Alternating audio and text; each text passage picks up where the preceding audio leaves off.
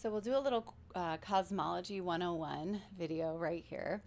And this is going to really speak into the bigger picture of how creation came to be. So this is an abbreviated story from the Kabbalistic lineage of thought.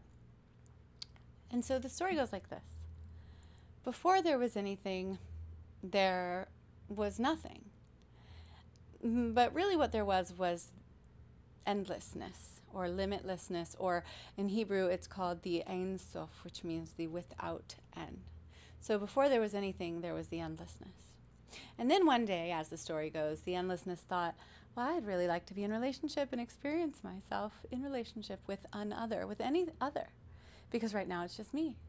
But the endlessness, the Ein Sof, it took up all the space, and there was no space within for anything else to exist because it took up all of the space. And so it said, okay, in order to create an other, I will have to contract myself. In order to create what I really, really want, first there's going to be a period of constriction in order for that growth to happen.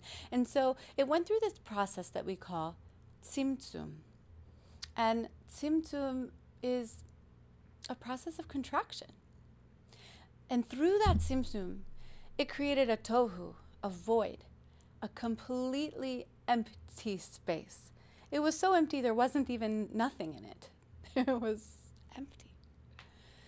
And so because it was empty, there was no material to create with. The Ein Sof wanted to create creation, but there was nothing to make it out of. So in order to create, the Ein Sof emitted a sliver of light, a ray of light that we call the kav. And it emitted this ray of light into the void, the tohu, and it was enough light that there was material now to work with. But it wasn't so much light that it obliterated the whole thing and now we're back to the start. It was just the right amount of energy. So with this light, this is, the light with which creation was made. Now, we can go a little deeper I just want to give you a little foundation into Kabbalistic thought here, okay? Because this is foundational to soul codes, and then especially if you end up doing a facilitator training or deeper trainings, or even just for your own self-discovery, this foundation of Kabbalistic understanding is really the, in soul codes we would call it the yesod, the foundation, the ground we stand on. And so this ray of light, in Kabbalah we have the four worlds. And this ray of light goes through these four stages that we call the four worlds. And this is really important to you, and this is also something that we'll talk about a lot more in the coaching calls and the groups and any calls or readings like that. Because the process that the divine goes through to create the entire universe, according to this system, is the same process that happens in order for us to become incarnated beings. And it's the same process that we go through when we're creating something. For me to create this video, for you to create your piece of art, your beautiful dinner that you're making, your business, whatever that is for you, a book you're writing, whatever it is, it goes through these four worlds or four stages. So the four worlds are this. In the original, they're Atzilut, Beria, Yetzira, and Asiya. Okay? In English, to translate, we would say the first world is the world of Atzilut. It's the world of belief. And this world, it's way up here. It's before any thoughts. There's nothing really tangible in that world, but it's like when there's just, it's not even a thought yet. It's not even a feeling. It's not even an idea, but you feel the essence of something coming on. Like you almost caught it.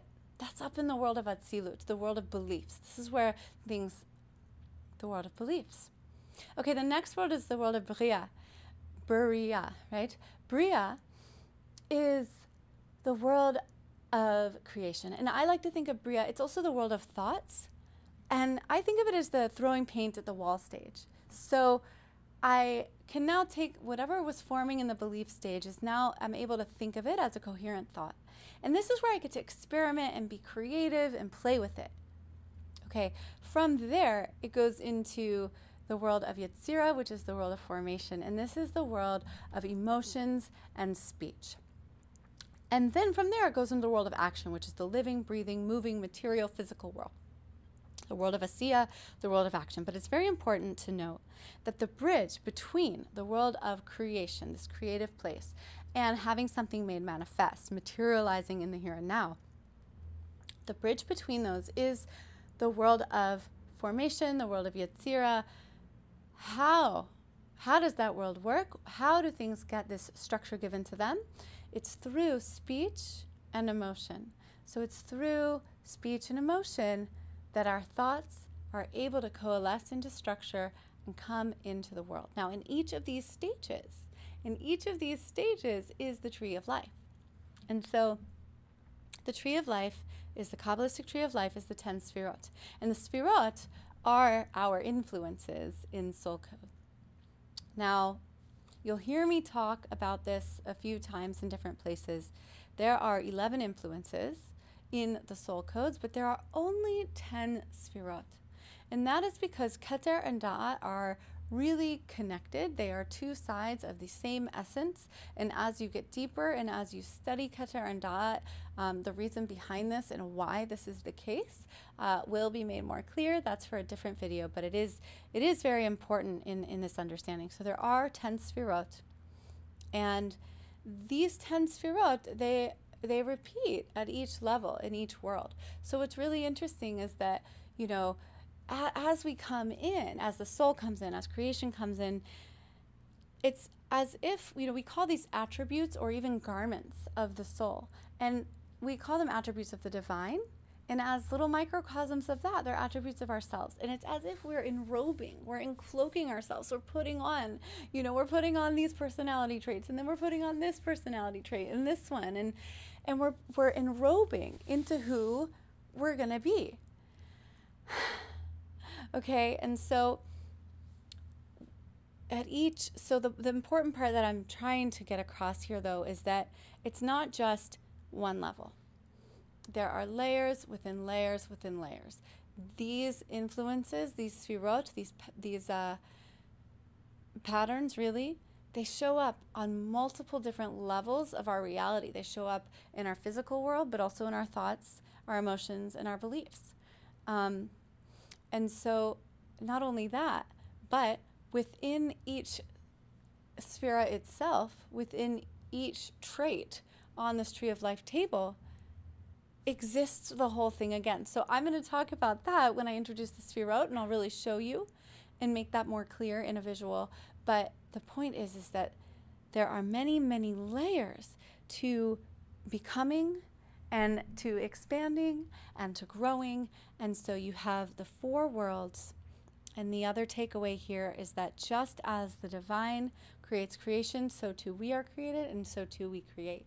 And so we can learn from this beliefs, thoughts, speech, emotion, action. We can learn from that pattern, and then we can learn how to use the different influences, the different sfirot, to aid us as we progress from an idea into making something really happen. And so that is another thing that you're going to be learning as you study your chart, as you learn this system and this process as well.